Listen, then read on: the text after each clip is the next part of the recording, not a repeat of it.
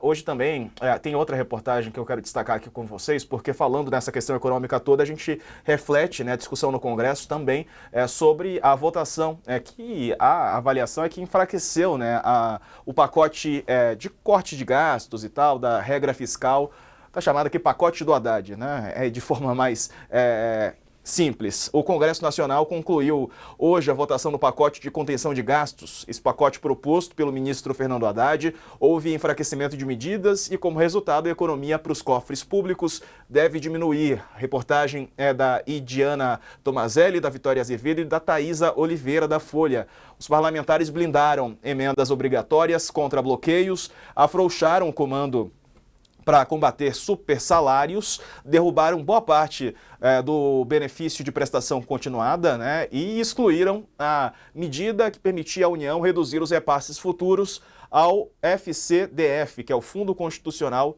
do Distrito Federal. Mesmo com as concessões, o governo precisou reforçar a articulação, destacar uma tropa de ministros para mobilizar as bancadas, acenar com a liberação de emendas extras, né? Isso tem sido aí utilizado, né, como argumento, entre aspas, para convencer deputados a votarem em relação a esse pacote. E do ponto de vista fiscal, ainda não é totalmente claro de quanto vai ser esse impacto, né, desse pacote, mas estima-se de que aqueles quase 72 bilhões esperados em 2 anos já se perdeu pelo caminho, né? O ministro, no entanto, negou que tenha ocorrido essa desidratação. Ontem também o ministro Padilha, da articulação política, né, já havia rejeitado esse carimbo aí de desidratação. Agora tem o Senado, né? E o presidente do Senado, do Congresso, Rodrigo Pacheco, falou sobre o pacote fiscal e deu também um pitaco dele sobre essa eventual desidratação do pacote. Veja aí. Então, há um trabalho muito forte do Congresso Nacional na última década de entregas muito efetivas e muito significativas. E agora, quando se propõe um pacote de corte de gastos, igualmente, apesar do tempo curto, fazer a entrega disso, que também não é um exaurimento. Eu disse isso, que é o início de uma jornada de responsabilidade fiscal, porque depois de entregue a reforma tributária, que foi feita agora, certamente 2025 vai ser pautado por uma discussão sobre a qualidade do gasto público, o tamanho do Estado brasileiro, o combater privilégios, combater desperdício, combater excesso. E aí, Sakamoto? Bem, não sei nem por onde começar. Deixa eu pensar.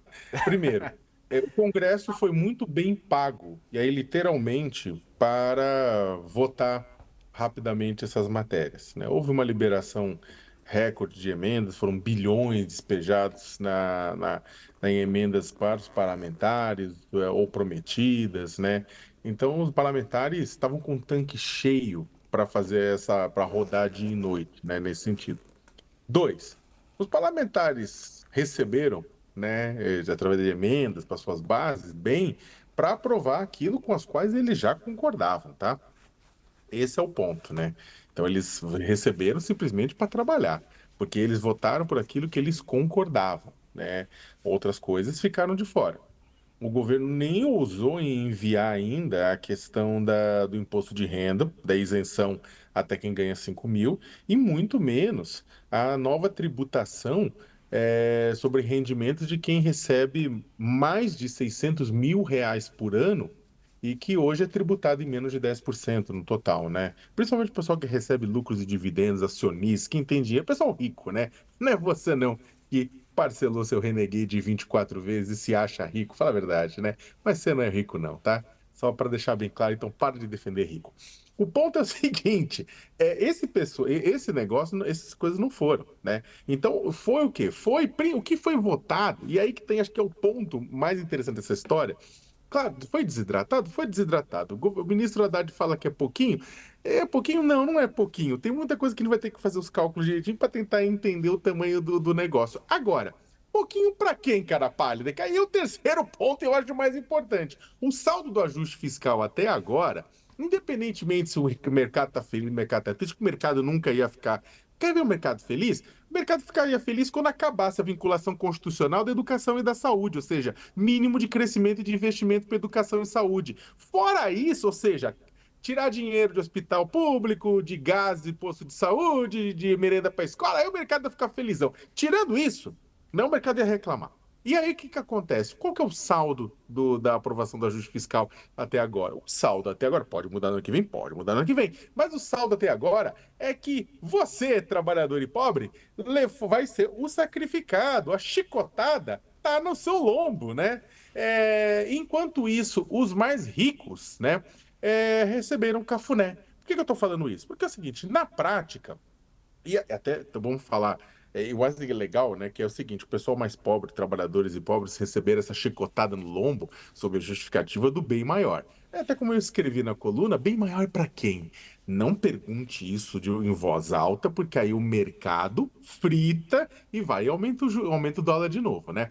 O ponto é o seguinte, no final das contas, o que a gente teve? A gente teve uma redução no ritmo de aumento do salário mínimo para ficar dentro do arcabouço fiscal.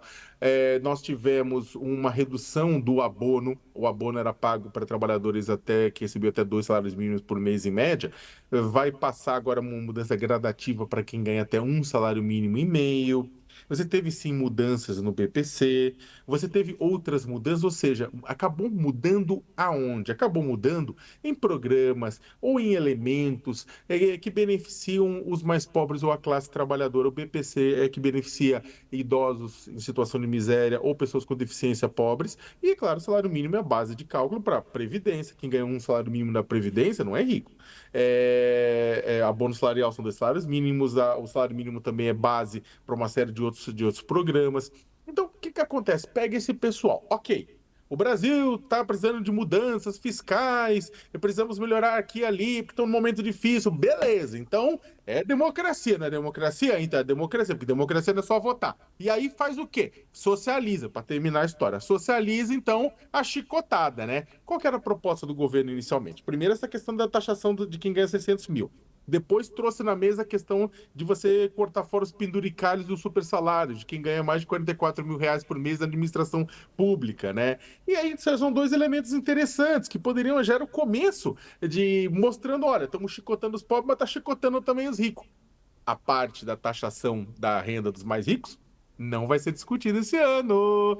No ano que vem, porque a taxação dos mais ricos vai vir simplesmente para segurar a onda da renúncia de dinheiro por conta da isenção dos 5 mil. Gente, por favor, dava para você ter inserido só a questão da taxação de quem ganha mais de 600 mil, simplesmente por uma questão de justiça. Tira de pobre, tira de rico. Depois do ano que vem vê a isenção dos 5 mil. Mas agora entrava com a questão do dividendo, da taxação de quem ganha dinheiro não tributado, que é super rico.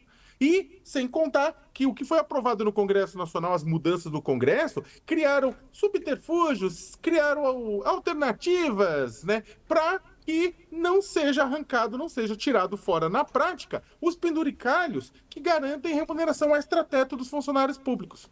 Em suma, para você que está nos assistindo, no final das contas, sim, a gente continua sendo, né, isso mostra que todo esse esforço de garantir as contas no Brasil, dessa austeridade, não socializou a chicotada foi no andar de baixo. Então, o que acontece? Aquela história que a gente está no mesmo barco, é verdade, é verdade. Mas não é um transatlântico de passageiros em que a primeira classe paga proporcionalmente mais, até progressivamente mais do que quem está na terceira classe. Não. A gente é um barco muito mais conhecido dos brasileiros. São aqueles que traziam africanos à força do continente ao lado, né? Durante séculos, né? Em que uns ficavam em cabine e outros eram chicotados para remar. Infelizmente, né, é isso que aconteceu. O Estado brasileiro continua um Robin Hood às avessas, tirando dos pobres para garantir o dos ricos.